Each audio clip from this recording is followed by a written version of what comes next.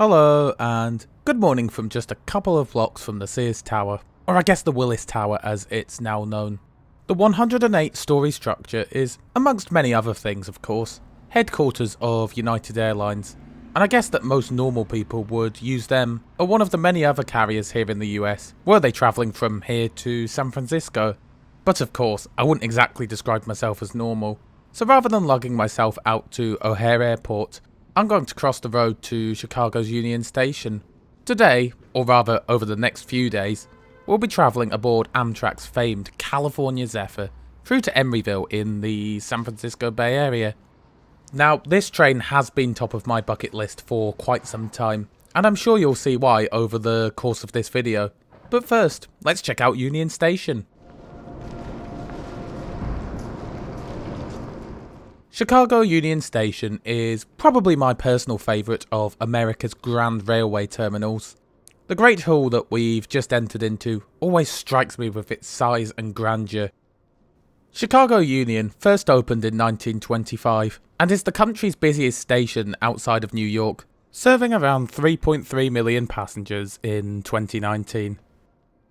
Down on the main level you'll find plenty of bench seating. If you're travelling in coach, that's to say, the seated accommodation, then this is likely where you'll sit and wait for boarding. Now, I think it's fair to say that I've come across worse waiting rooms in my time. However, given that the journey down to Emeryville is going to take in excess of 50 hours, I've booked a roomette, which is one of the sleeper accommodations that Amtrak offers, so I can make use of the Metropolitan Lounge, which we'll check out in just a moment.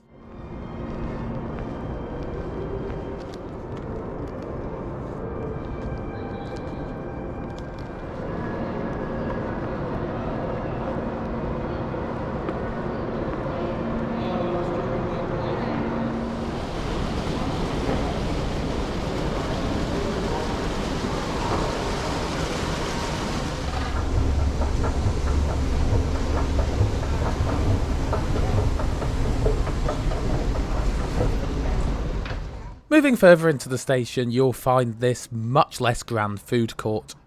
Now the food in the lounge isn't that great, so you may want to nip down here for a bite to eat before boarding. The Metropolitan Lounge is located just a short walk from the Great Hall. All sleeping car passengers can access the lounge at no extra cost. Coach passengers can pay to enter the lounge, with entry costing $35 per person. Although personally, I don't think it's worth paying to enter. Anyway, after checking in with the host, you'll be granted access, and you'll also be given a slip so you can come and go from the lounge as you please. The food offered in the lounge is really quite basic, consisting of sweet and salty snacks, as well as cup noodles. Soft drinks as well as tea and coffee are also available, and alcohol can be purchased for an additional fee. Given that many people using the lounge have paid upwards of $1,000 for their tickets, I think that the food and drink offering is actually a bit of an insult, and a far cry from what is offered in the new lounge at New York's Penn Station. That said, at least fairly comfortable seating is provided, and the lounge never seems to be that busy, at least when I've visited, so I guess you at least get to relax while you tuck into your, at most, $1 noodles and pre-packaged cake.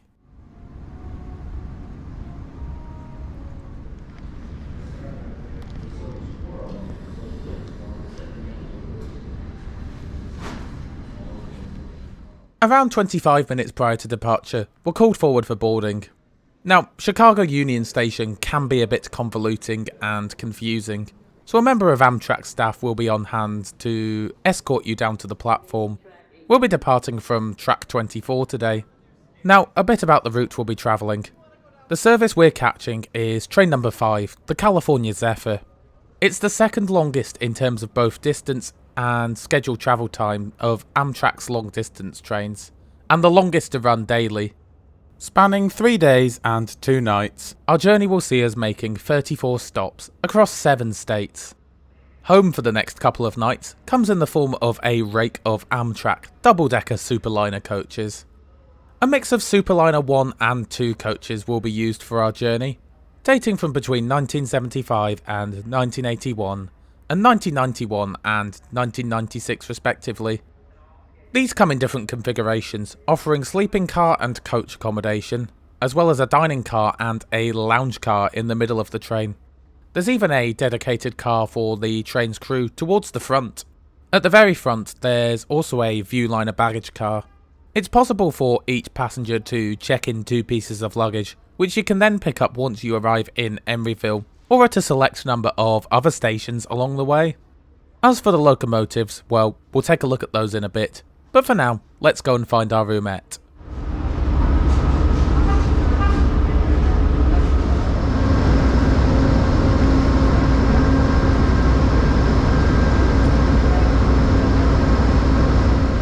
Once you found the car number printed on your ticket, the host will greet you and direct you to your room.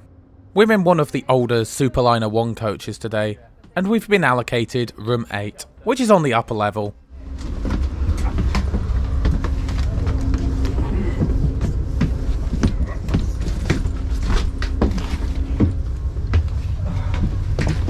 Sorry. It's okay.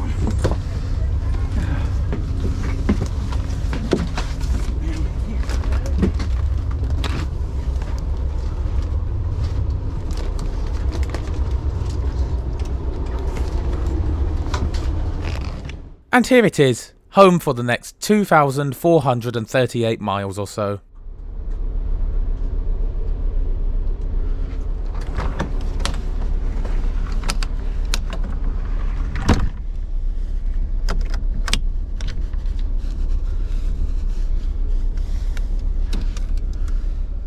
Right, before we set off, I think we'd better take a quick look at where we'll be heading over the next few days. The first day will see us departing Chicago and crossing Illinois, Iowa, and into Nebraska, before crossing into Colorado in the early hours of the morning. We'll arrive into Denver just after breakfast tomorrow, before continuing west across the Colorado Rockies and the Continental Divide. We'll then venture into Utah before waking up on the final day in Nevada, and then finally crossing into California and onto Emeryville and the San Francisco Bay Area. Scheduled travel time is 52 hours and 10 minutes, and our top speed will be 79 miles an hour or 127 kilometers an hour. And we depart Chicago bang on time at 2 PM.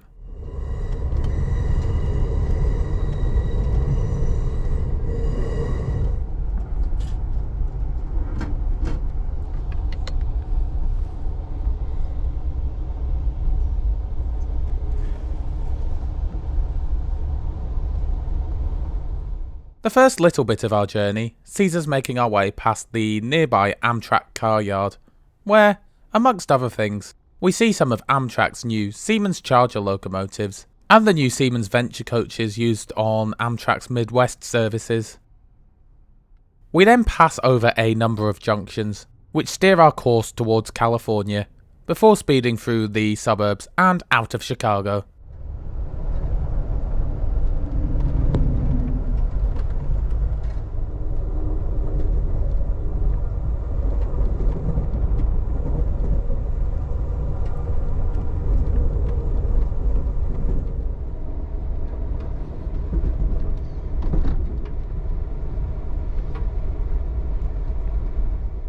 Our first stop is in the city of Naperville, which is an outer suburb of Chicago. From Naperville, the landscape quickly becomes a lot more sparse as we head out into the countryside.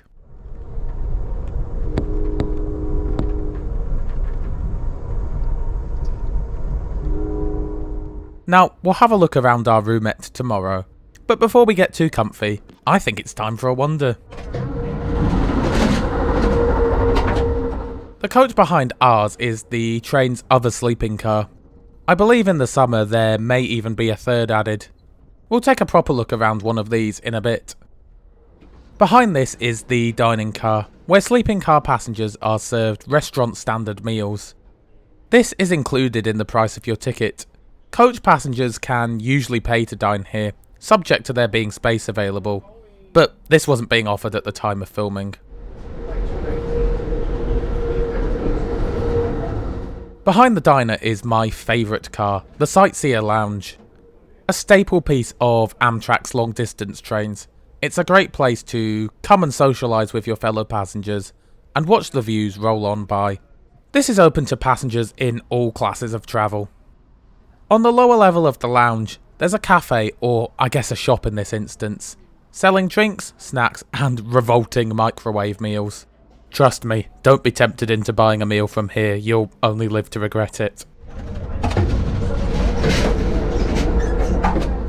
Behind the lounge are 2 coach cars. Again, I believe there are 3 of these in the summer season. The front one has actually been recently refurbished. All are set to receive this refurbishment over the coming months and years. Thank you. The coach behind has the older interior that you'll still find in most coach cars. And then we, of course, find the best window on the train.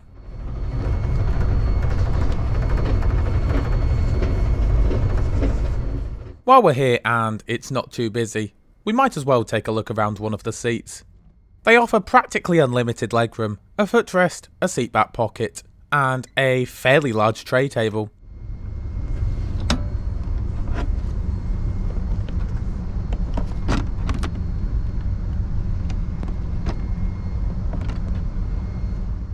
The seats themselves are actually pretty comfy too, and offer an excellent amount of recline, as well as leg supports.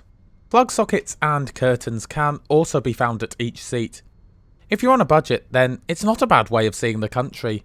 It's just a bit of a lottery as to whether or not the train is busy. Anyway, time to kick back in the lounge for a bit, before dinner.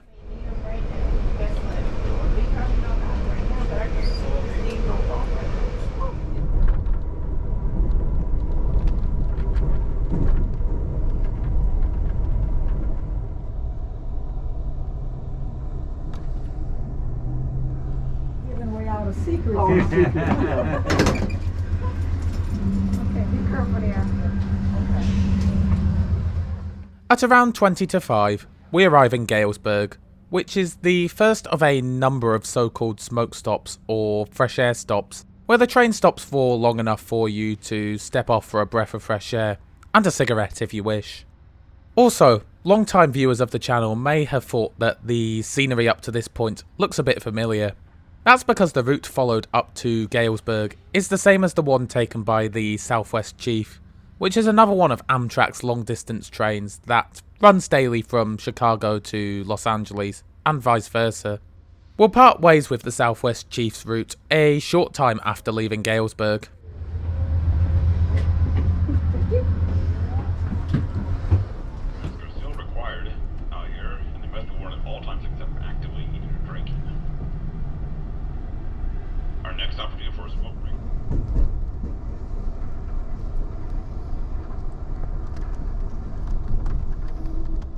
After departing Galesburg, it's time for dinner.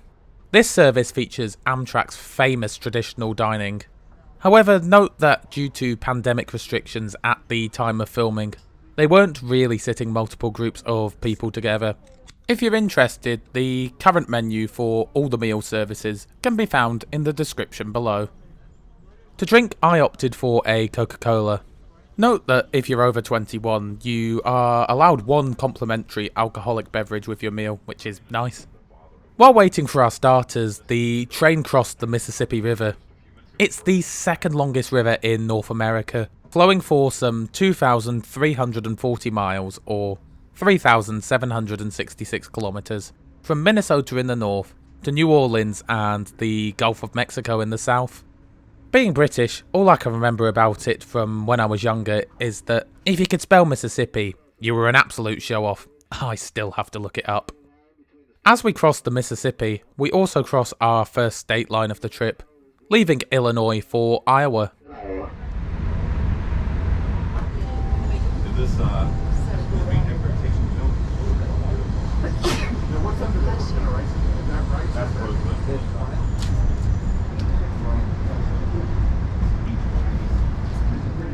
Once in Iowa, our starters arrive.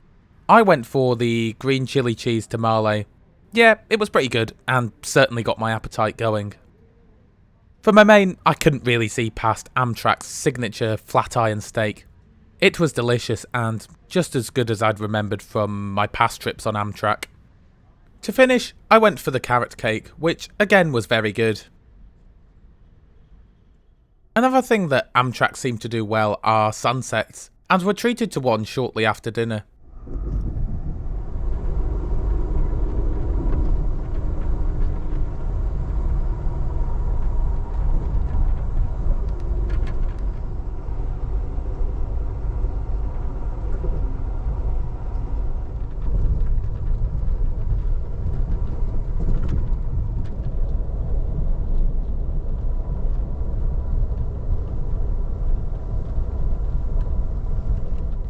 Darkness is pretty much upon us by the time we reach our next fresh air stop of Ottumwa.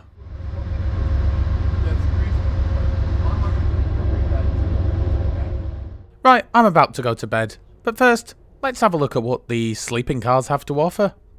To my right are the full-sized bedrooms. I believe that these can sleep up to 3 people, and feature ensuite toilet and showering facilities. By the stairs you'll find coffee making facilities, as well as bottled water.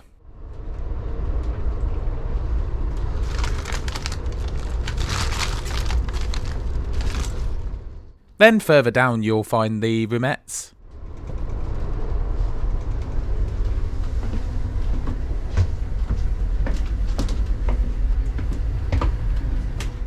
Downstairs you'll find 4 more roomettes and the family bedroom.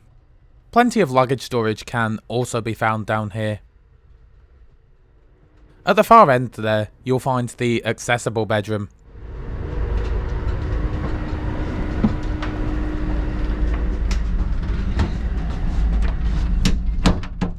While there is one on the upper level, most of the toilets are located down here. And you know what? They did a good job of maintaining them throughout the trip. For the most part they stayed clean and well stocked, and I found that everything was working as intended.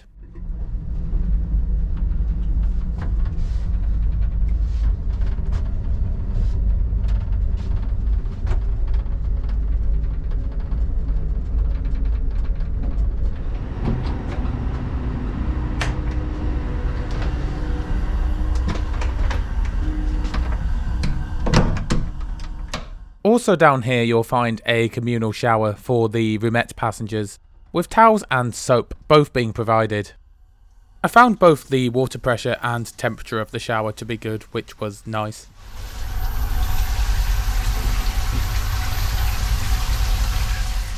Anyway, while I was faffing about showing you the car, I had the attendant come and set up the beds. There's a full day of amazing scenery ahead of us tomorrow, so I'm going to get an early night. I will be going off duty at 10. If anyone would like my assistance before then, please let me know by pushing your call button. This is the second.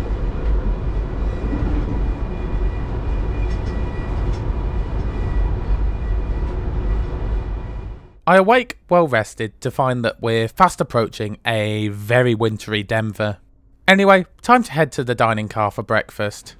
I went for the rather delicious railroad French toast, which I had with bacon and chicken sausage, as well as a coffee and an orange juice to drink.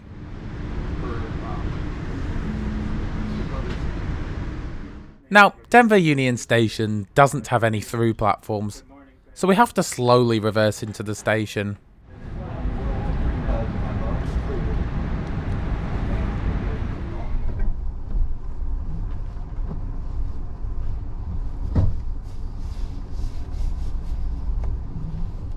We've actually pulled into Denver a little bit early, at around 7 AM, so we have around an hour here to step off the train and have a look around the station.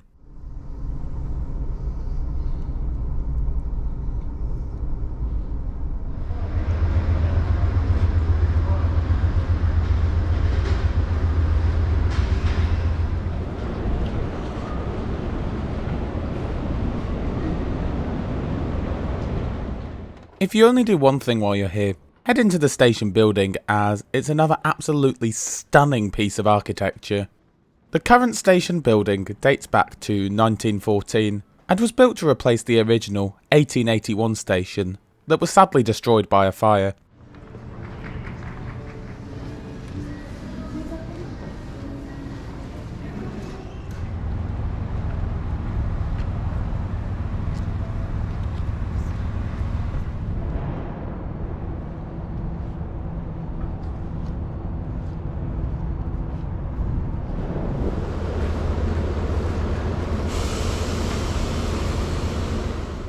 As well as Amtrak, the station is also served by these RTD commuter trains.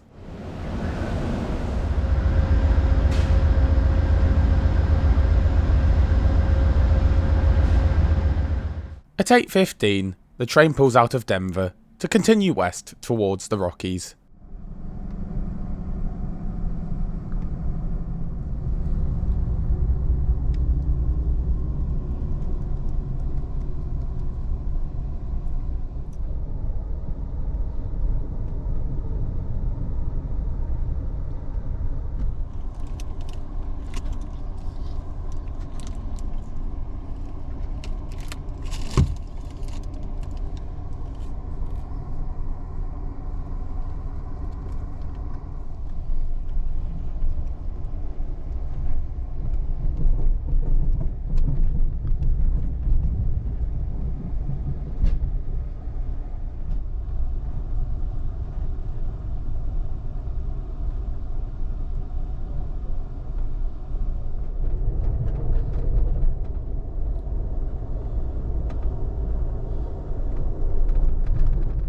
Right, before we hit the best of the scenery, I think it's time for a room tour. Each roomette can accommodate up to 2 people, with seats facing one another when in daytime mode. The door can be locked from the inside but not the out, and curtains are provided for your privacy.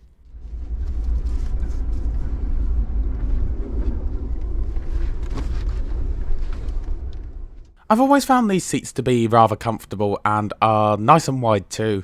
Perfect for these long journeys. A lever, like the one you'd find to adjust your seat in a car, can be used to recline the seat a little. The pedal is used for converting the seats into the lower berth. Now, it's definitely worth bringing a strip plug with you, as there's a good chance there will only be 1 plug per room. There are also climate controls which didn't seem to do a right lot, although I found the temperature of the room to be comfortable, as well as a reading light for each seat. Above the opposing seat, in addition to the reading light, there's volume controls for the PA system, an attendant call button, and controls for the main light.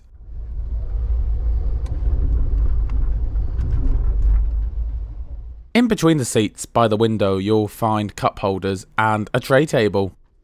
Now, these tray tables always appear to be on a bit of a wonk, but are otherwise sturdy. They are also marked out for a checkers or chess game, but note that the pieces are not provided.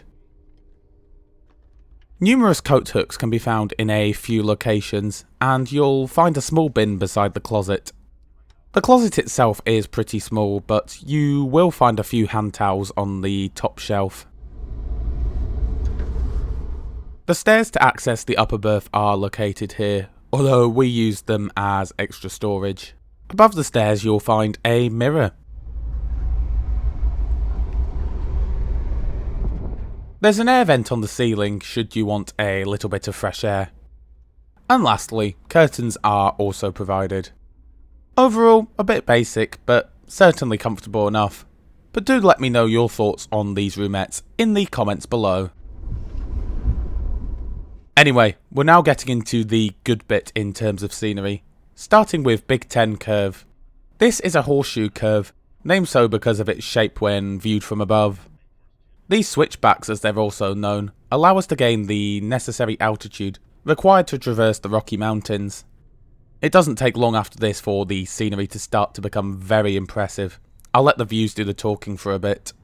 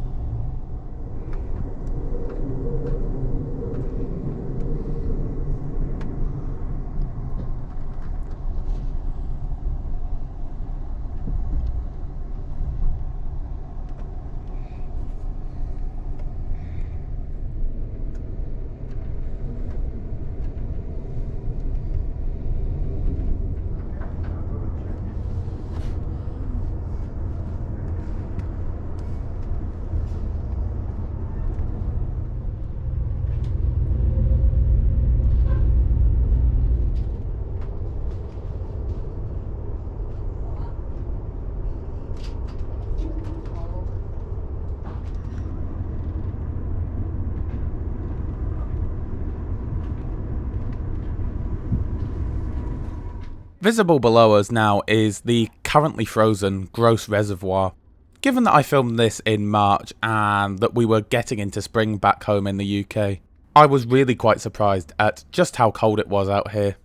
It was more akin to what I'd experienced in winter in Norway and Sweden. Still, nonetheless, it does make for some very picturesque views.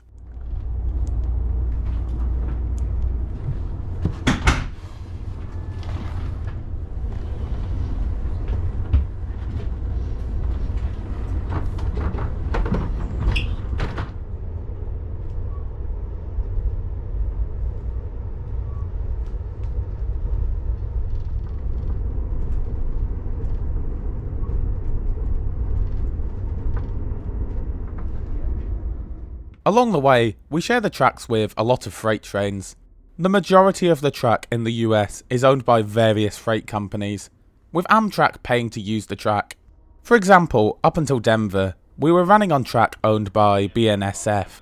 Now, we're running on track owned by Union Pacific. Despite them owning the track, federal law states that passenger trains must have priority, in theory at least.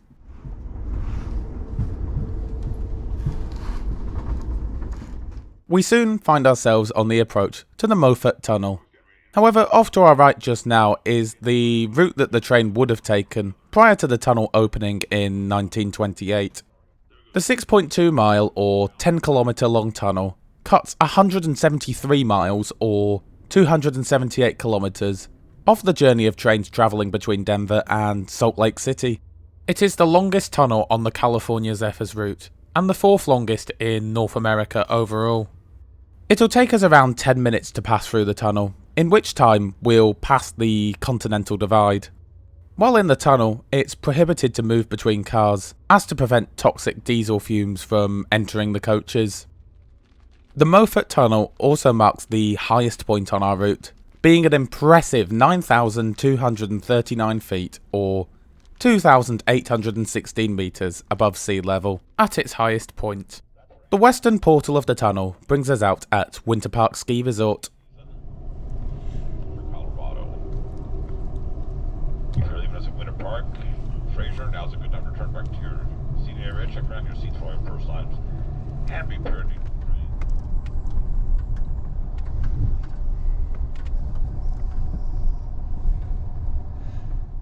A short time later, we arrive at Fraser Winter Park, where we have a brief fresh air stop.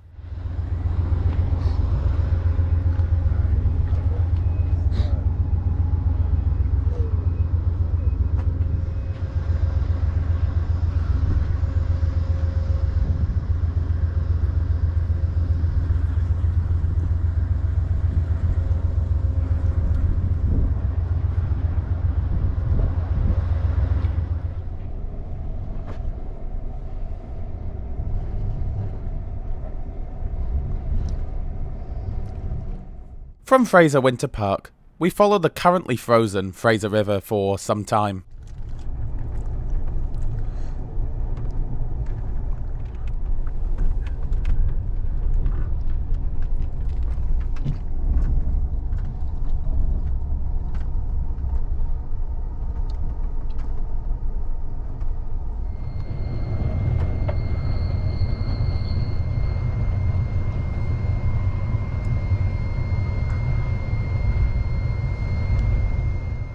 It's worth noting that the lounge car gets very busy for this part of the trip, so make sure to get down here early should you want a spot.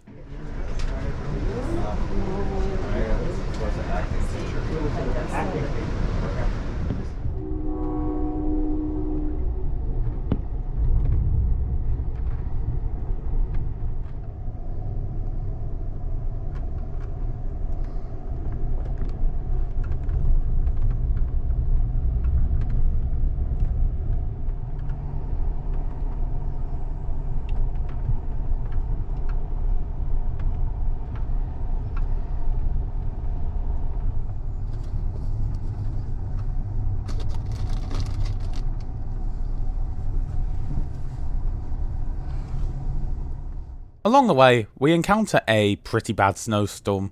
Say what you want about Amtrak, but I think it's quite impressive that their trains still surge on through weather such as this.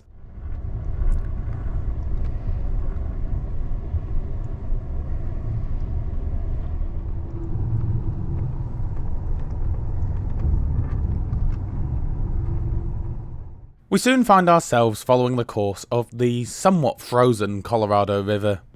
While it may not look like the world's most impressive river here, it is actually responsible for carving the amazing Grand Canyon in Arizona. Those are two ways to get to this canyon. One is to kayak to Class 5 rapids, the other is to take the train.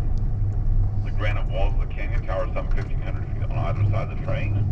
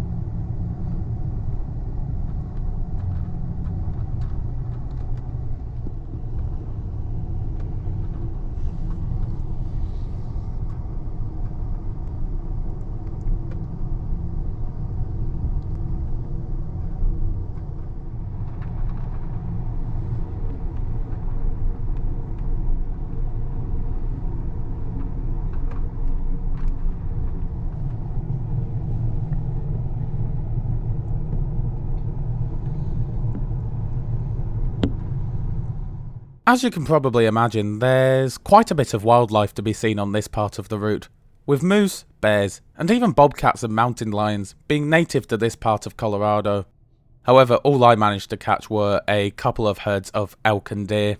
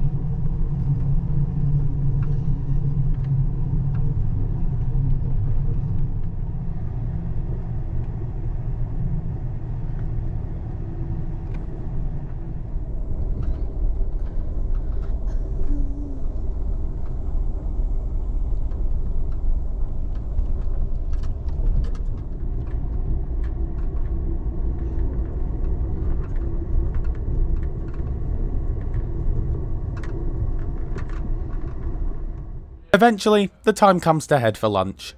Now, lunch is a bit like a watered down version of dinner. I went for the natural Angus burger with a Coke, and again this was rather good. I topped this off with another piece of carrot cake. While at lunch, we pass our eastbound counterpart, train number 6, which is of course heading for Chicago.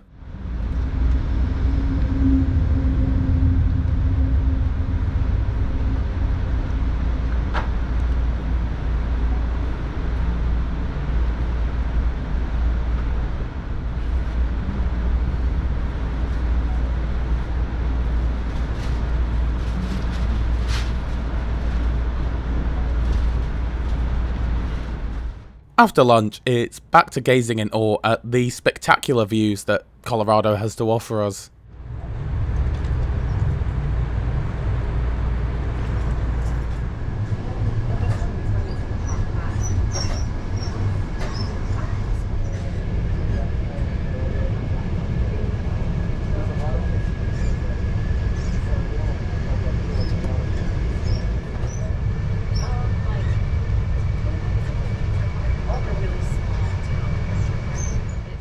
We find ourselves running alongside I-70 for a bit, which, did you know, was designed as to not impact on the area's natural beauty too much. I mean, it doesn't look too intrusive, so I guess they did a pretty good job.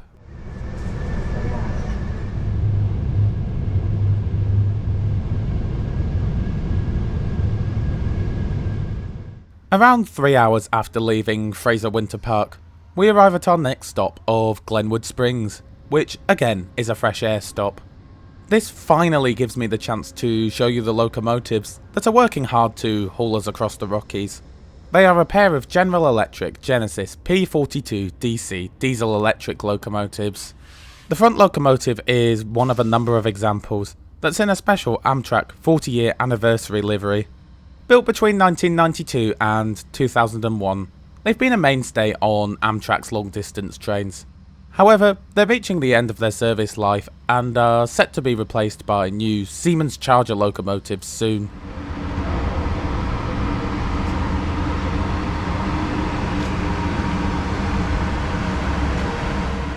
From Glenwood Springs, the Colorado River widens a bit as we continue on west.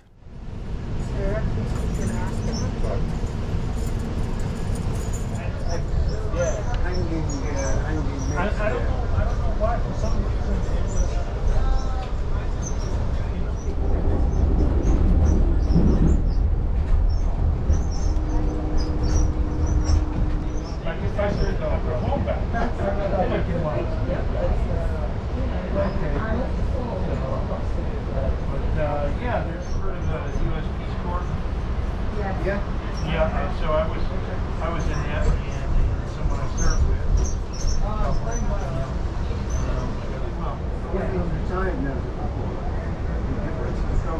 I always liked that.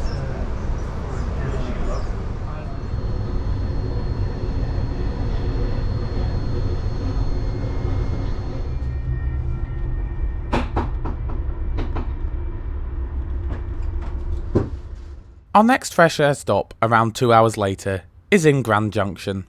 This is also our last stop in the state of Colorado. We'll cross into Utah just a few miles west of here. This station is also home to a little shop, should you wish to quickly stock up on supplies while you're stopped.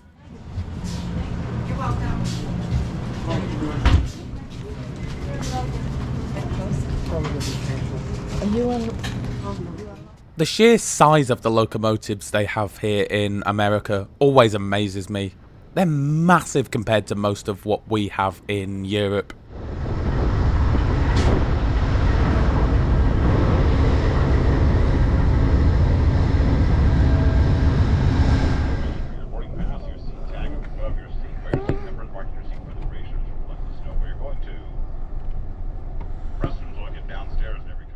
By this point, the scenery is noticeably flatter, and we've descended to about 4,500 feet, or 1,400 meters by this point.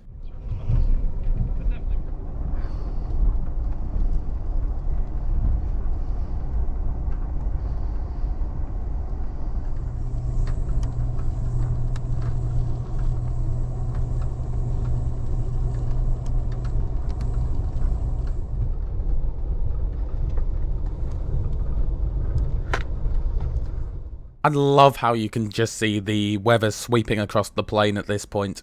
It's mesmerizing, don't you think?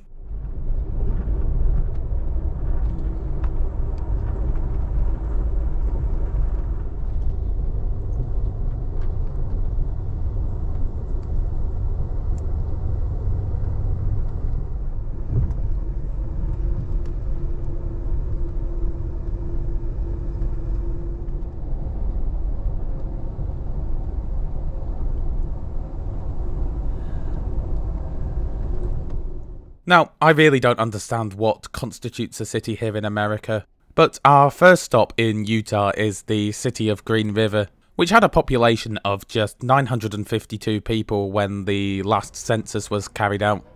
The sight of another beautiful sunset can only mean one thing: dinner time.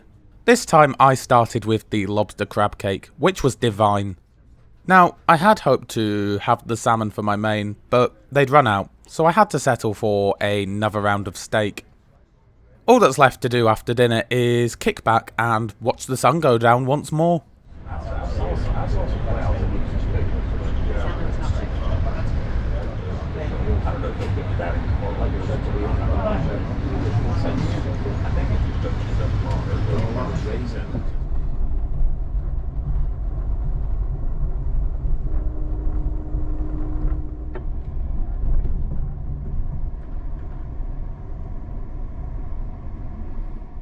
At Helper, we incurred about an hour's delay while the emergency services attended to a passenger who had took ill.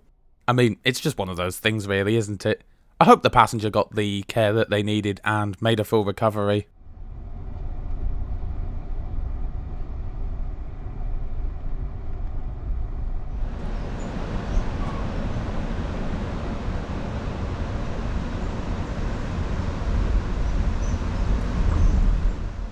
Not long after Helper, I decide to turn in once more.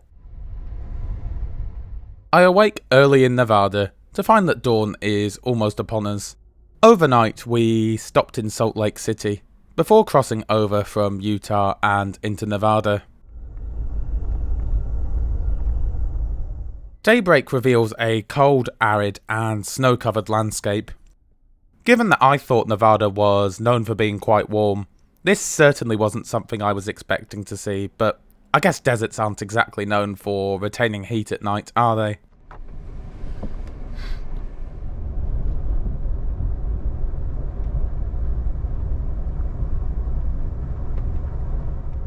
So, for today's breakfast, I went for the 3-egg omelette. It was okay, but I preferred the French toast that I had the day prior. I washed this down with a coffee and an apple juice. After breakfast, I decide to head to the lounge for a bit.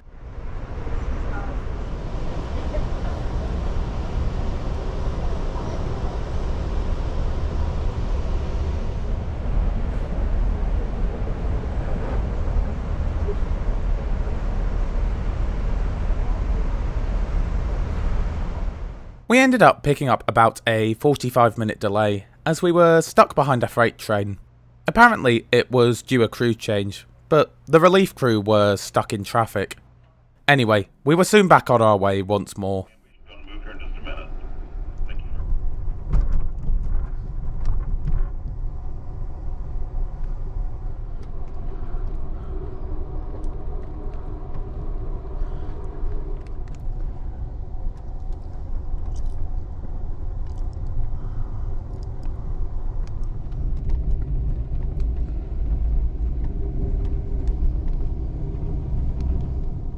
Soon, the landscape quickly becomes a lot more built up as we approach the city of Reno.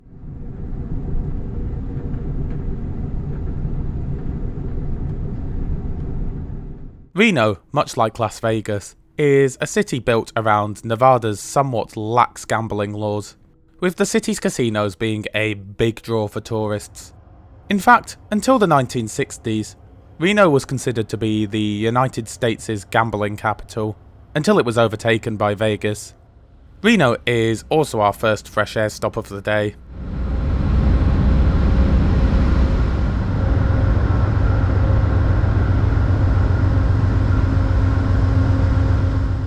After Reno, we still pretty much have a full day of sightseeing ahead of us, as we're not due into Emeryville until 10 past 4 this afternoon.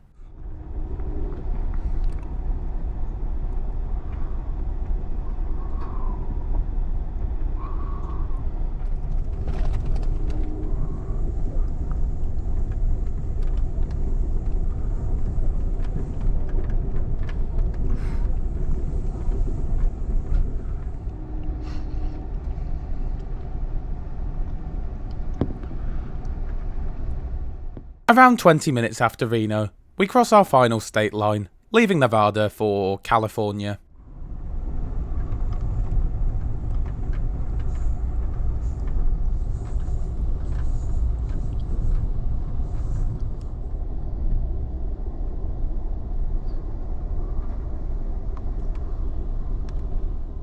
I must say, of all the things I was expecting to see in California, snow wasn't one of them, especially at this time of year.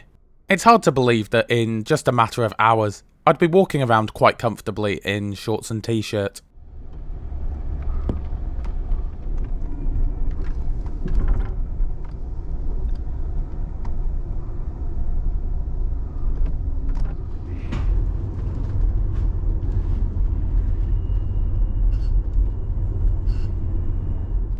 Probably the main highlight of the final day is taking the Donner Pass as we get some scenic views of the Donner Lake below.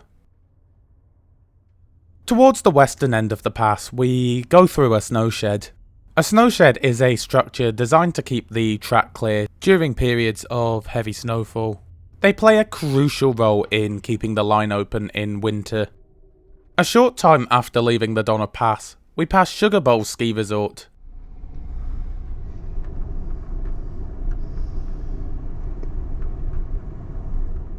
For one last time, let's head to the dining car. Again, they were running out of pretty much everything, so I settled for another Angus burger. Soon, we leave the snow behind as we begin descending once more towards Sacramento.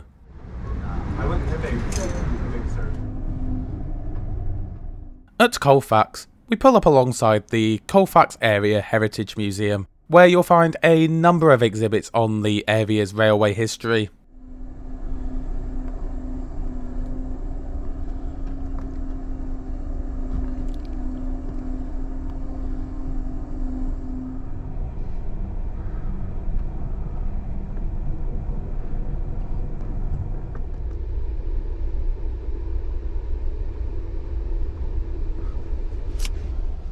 Soon after Colfax, we find ourselves fast approaching California's state capital, Sacramento.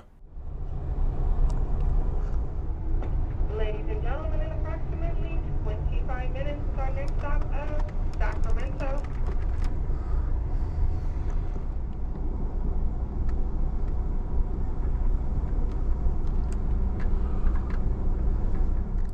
We pull into Sacramento around mid-afternoon. This will be our final fresh air stop of the trip.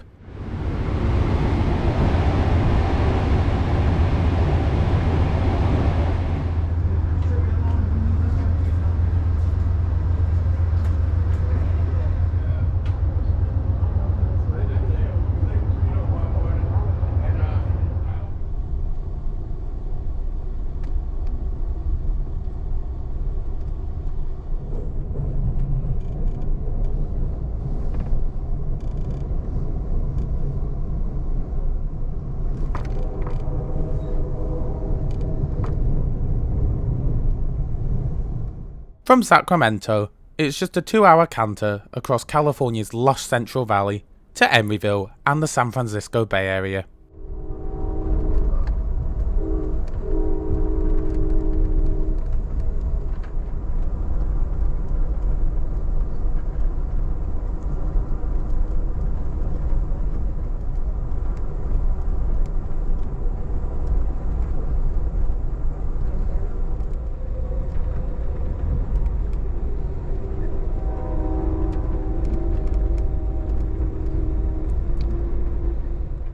So, as we'll shortly be at the end of the journey, I think it's time to reflect on what an epic trip this has been.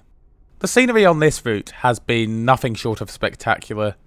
I often hear people referring to the California Zephyr as America's greatest train, and it's certainly easy to see why.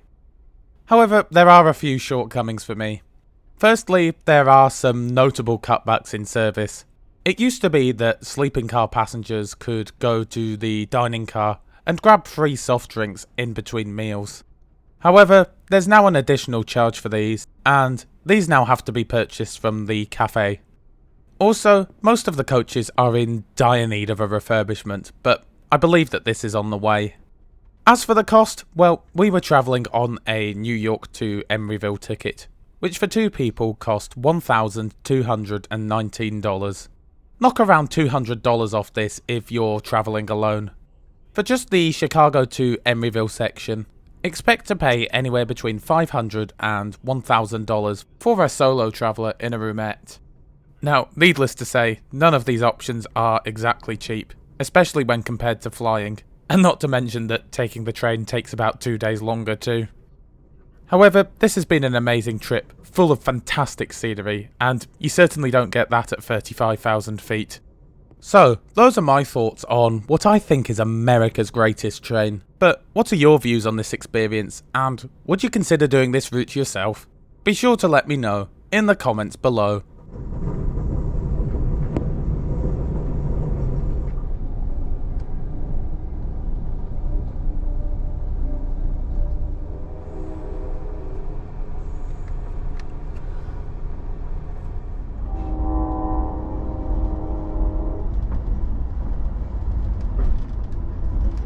and ladies and gentlemen, about 20 minutes from now, the upstairs portion of the lounge car will close for the duration of the trip, so we can get there, picture, clean up in anticipation of our arrival.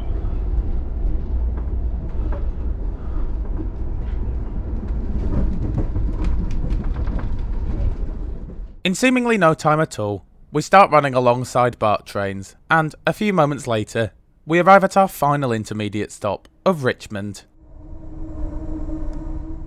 A short while later, the San Francisco Bay and the Golden Gate Bridge come into view off in the distance.